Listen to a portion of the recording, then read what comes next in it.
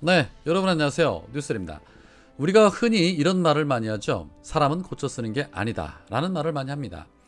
민주당이 180석이라는 거대 정당이 된 이후에 당내에 일명 수박이라고 불리는 의원들이 많아지면서 국민의 기대에는 전혀 부응하지 못하고 그토록 원했던 개혁까지 막아서면서 지난 재보궐선거와 대선에서 패배했습니다.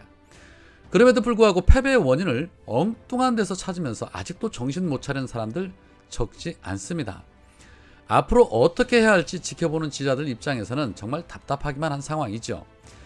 윤호중 비대위원장과 박홍근 원내대표는 문재인 정부 임기 내에 반드시 검수완박을 이뤄내겠다라는 입장을 밝힌 바 있습니다. 그러나 지방선거가 2달 남은 상황에 검찰개혁은 선거에 악영향을 준다면서 반대하는 세력들이 또 목소리를 높이고 있는 상황인지라 과연 문재인 정부 임기 내에 해낼 수 있을까 하는 의구심이 생기는 것 역시도 사실입니다.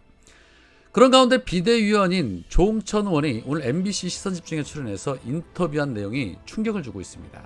조응천 의원은 대선 패배 후 20일 동안 기억나는 단어가 젖잘싸, 윤호중 안돼, 검언개혁 이런 것이다.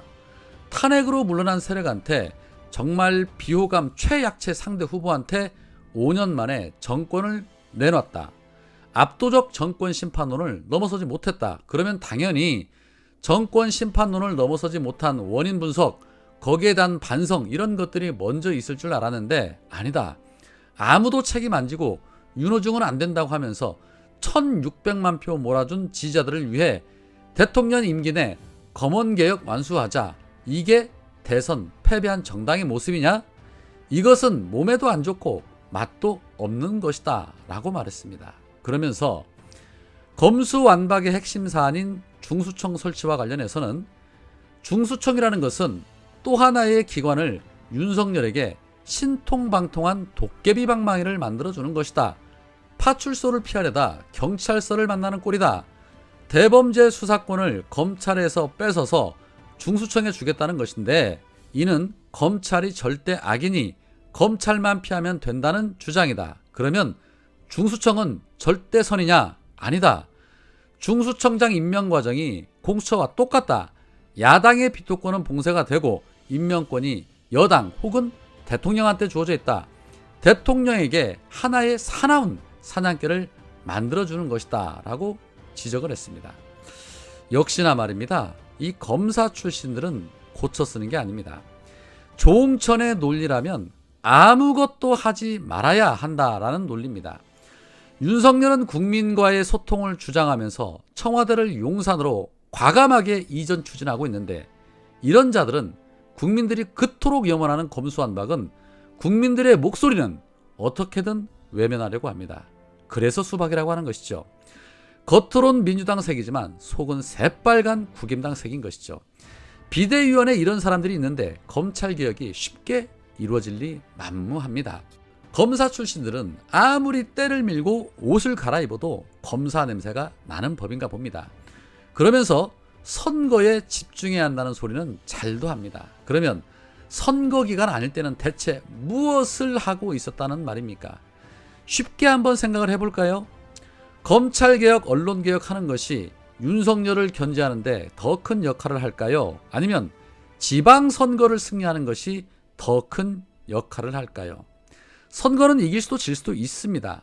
민주당이 잘하면 얼마든지 승리할 수 있습니다. 그러나 개혁은 때가 있습니다. 지금처럼 180석을 가지고도 개혁을 못한다면 언제 하겠다는 겁니까? 개혁 강행하면 선거 진다는 논리 해보기나 했습니까? 해보고 말합시다.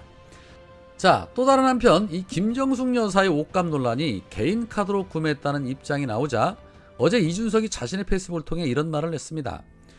김정숙 여사가 의상 지출을 모두 사비로 했다면 비판하기 어렵다. 그런데 청와대가 알아야 할 것은 모두 사비로 했다는 주장은 발레 하나에 깨진다.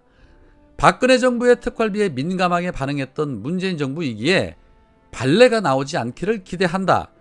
특활비 지출 사례가 나오면 모든 옷 구매 내역을 공개하고 옷을 다 반납하고 가야 할 것이다 라는 글을 올렸습니다. 이준석의 이 같은 주장에 대해서 오늘 방송인 김어준 씨는 이렇게 말했습니다.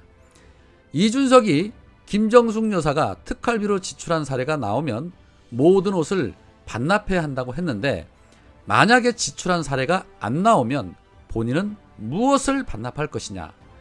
만약 제가 윤석열 당선인이 검찰총장 시절 147억 원의 특활비로 아내 옷을 구매한 사례가 나오면 모든 옷을 반납해야 한다고 주장을 한다면 언론은 김건희 씨한테 달려가 특활비로 옷을 구매하지 않았다는 증거를 입증하라고 할 것이냐, 대신 제게 정황과 증거를 대라고 할 것이다. 왜 김정숙 여사한테는 거꾸로 하냐.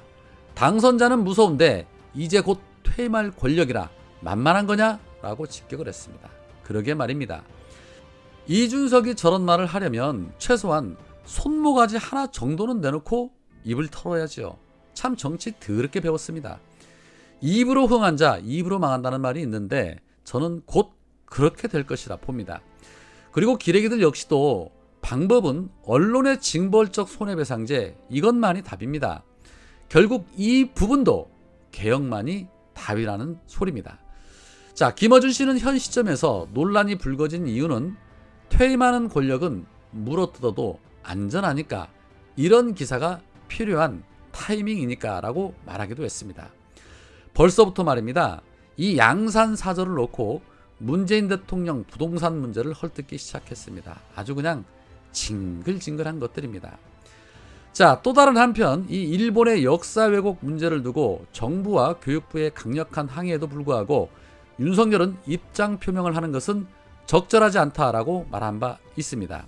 이에 민주당에서 강력하게 항의하기도 했었죠. 그러자 오늘 윤석열 측이 이러한 입장을 냈습니다. 김은혜는 윤 당선인은 후보 시절부터 한일 양국의 발전적 관계를 희망하지만 이를 위해서는 올바른 역사인식과 과거에 대한 철저한 반성이 전제돼야 함을 수차례 밝혀왔다. 또한 앞으로 그 어떤 역사 왜곡에도 단호히 대처할 것이다.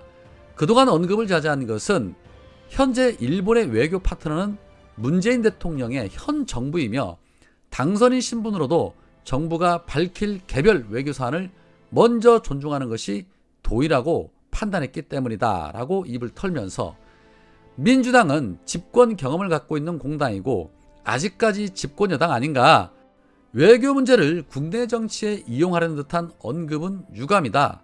금도를 지켜줄 것을 요청드린다. 국익을 우선하는 자세로 협조를 정중히 당부드린다 라고 입을 털었습니다. 그러니까 윤석열 측의 이러한 입장은 결국엔 일본에 대한 입장이 아니라 민주당이 항의하자 정치적으로 이용한다는 반박인 것입니다. 정말 한심합니다.